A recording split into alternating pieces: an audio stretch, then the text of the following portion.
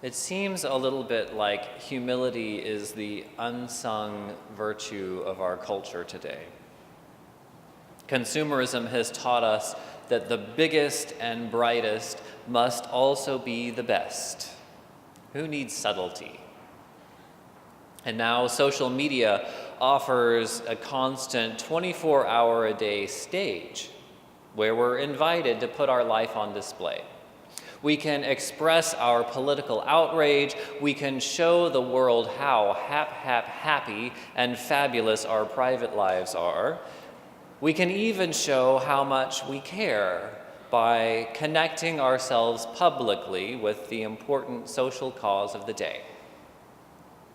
It's almost hard to imagine the virtue of humility in our 21st century lives. To be fair, most Unitarian Universalists are not really flashy people. We're pretty humble in our style and our personal presentation. Humility isn't just about the car we drive, though, or our social media posts. Humility is also a frame of mind that removes yourself from the center of concern. This sense of humility, this getting ourselves out of the way, has a great deal to teach us about living together and about surviving in this world. One day, we will learn that what is good for our neighbor is what is good for us. There's a charming story that describes this humility and thriving of two brothers. It comes from the Talmud, the collection of Jewish teachings. These two brothers are farmers, and following the tradition, they had split the land that was their father's. They each built houses at opposite ends of their land. After a few years, the younger brother married and had children. The older brother remained single and lived alone. Over the years, they remained close friends and helped each other with the harvest year after year. One year, as the harvest was almost done, the older brother awoke from sleep in the middle of the night, concerned for his younger brother. He thought to himself, "It's not right that I reap as much grain as my brother. With his family, he needs more. He has more mouths to feed." So in the middle of the night, he got up out of bed, dressed, and went to his barn. He quietly took 2 bags of grain across the field into his brother's barn and left them there. He went back home to sleep. An hour later, the younger brother awoke. He thought, "It's not right that I reap as much grain as my brother. I have a family that will take care of me when I am old, but he has none. He's all alone and will need extra money." And so he too got up in the middle of the night, dressed, took 2 bags of grain across the field to his brother's barn and placed them there secretly. In the morning, each brother went into his barn and noticed that he had as many bags of grain as yesterday. "This is strange." Neither brother said anything, but they were each amazed at the good fortune. That night, both brothers decided to share their good fortune with the other, taking 2 more bags of grain to his brother's barn. But it was even darker this night, which was why they collided with each other in the middle of the field. Looking at the bags of grain, they realized what had happened, and they burst out laughing and hugging each other. The humility of each brother had prompted extraordinary generosity. They realized not only was their grain plentiful, but they had the invaluable gift of each other as well. Now, I'll admit this is a simple story. Most parables are simple, but it's also a serious one.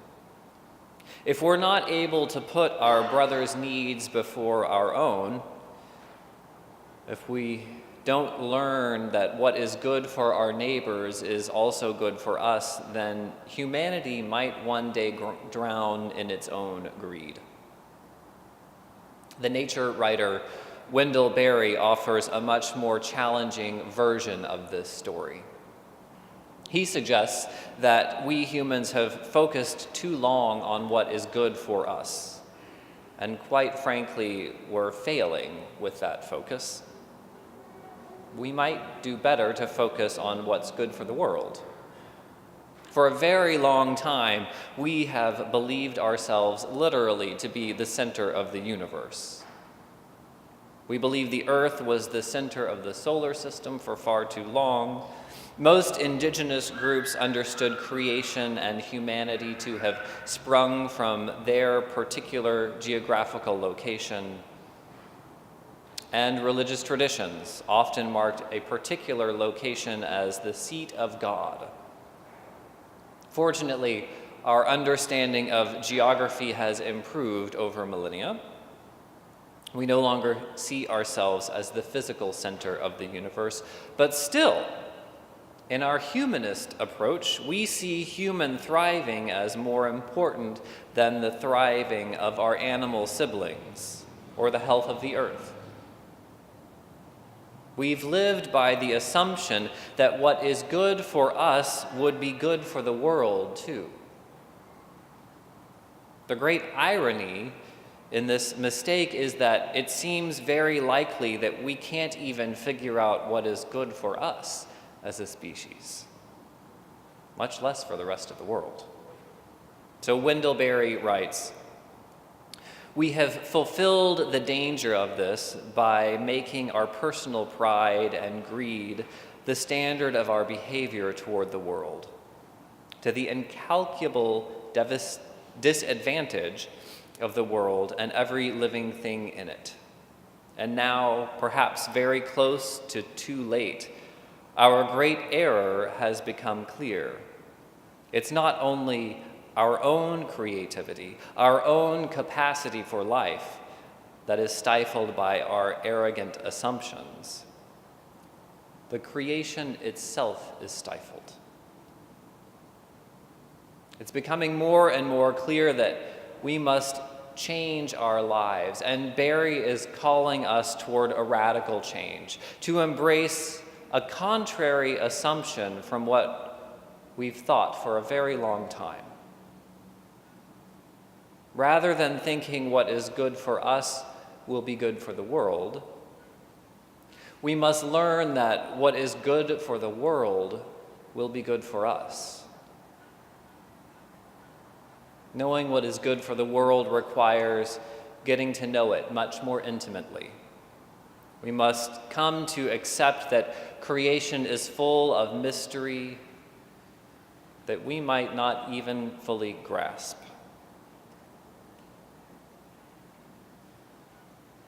Though it's incredibly frightening, I tend to agree with what Berry has to say.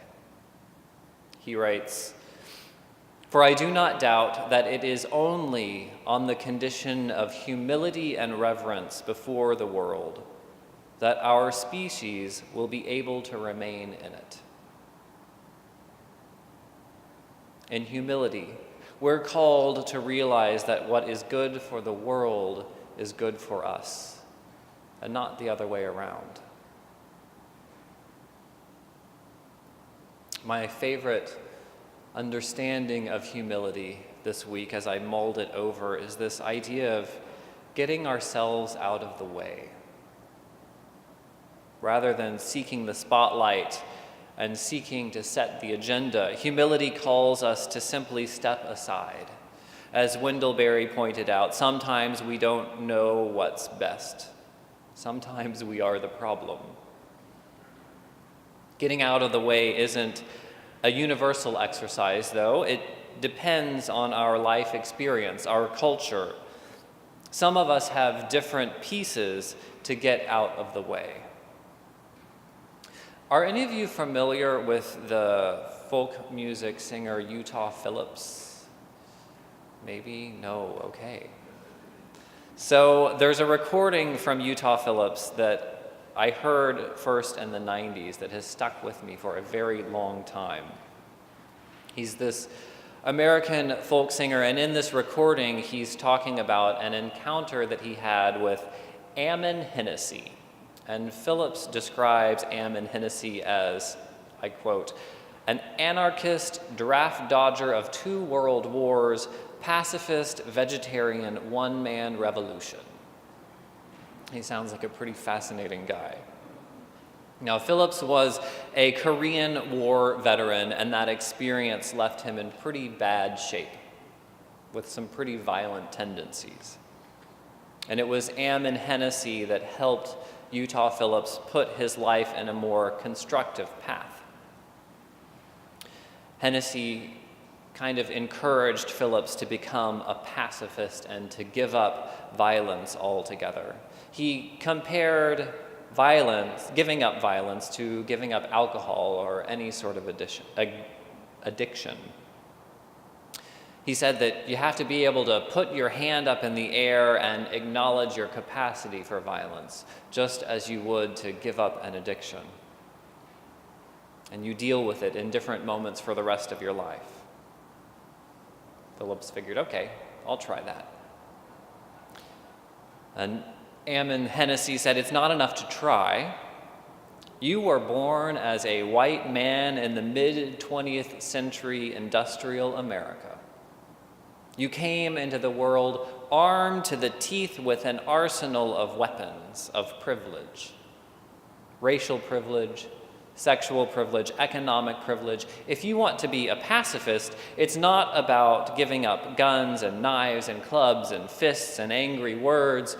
It's about giving up the weapons of privilege and going into the world completely disarmed."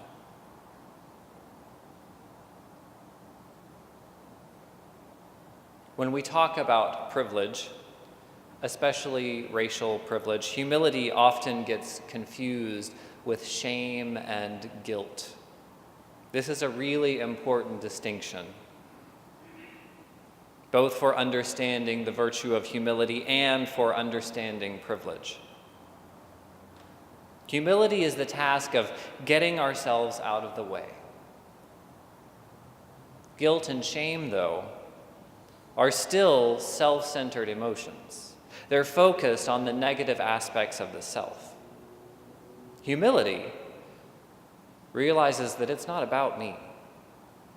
I don't have the answers. I might even be part of the problem, so I'm gonna move over here, out of the way, and just listen for a while.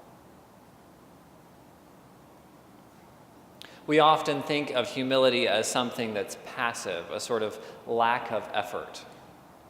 But this week, as I thought of humility through the lens of privilege and trying to get out of the spotlight, I realized that humility takes work sometimes. It's not enough to not seek the spotlight. Sometimes removing ourselves from the center of everything takes energy and effort. Humility is an intentional effort. It's an exercise that has a great deal to teach us about privilege and about creation and about our own spirituality. I want to wrap up today by talking a little bit about the spiritual practice of humility. At the beginning of every worship service here at Tapestry, we strike that singing bowl. I was reading up on them, and this week I'm going to take it home and see if I can actually make it sing rather than just whacking it with a stick. Now, singing bowls like that one are made throughout Asia, and they're especially associated with Tibetan Buddhism. In that style of Buddhism, the bell or the bowl usually marks the beginning and the ending of meditation times. We use it here for 2 reasons. One is to acknowledge the Buddhist practice of several of our members, but it's not just for them. Ringing the bowl invites all of us to pause, to make space in our minds and hearts. The playing of the singing bowl reminds us that a special time is beginning. It invites us to set aside distractions and to open our hearts and minds. And the bowl is the perfect invitation. A bowl is all about the space inside. Without the space, there would be no bowl, only a heavy lump of brass. It would be useless as an instrument. So too with us.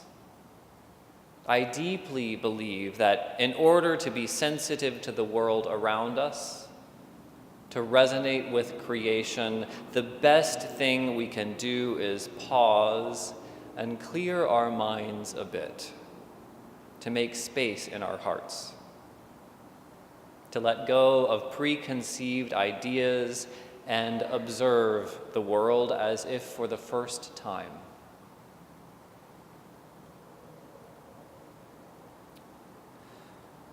As you've probably seen, we use a lot of different monthly themes at Tapestry to make sure that we tend to a variety of theological concepts.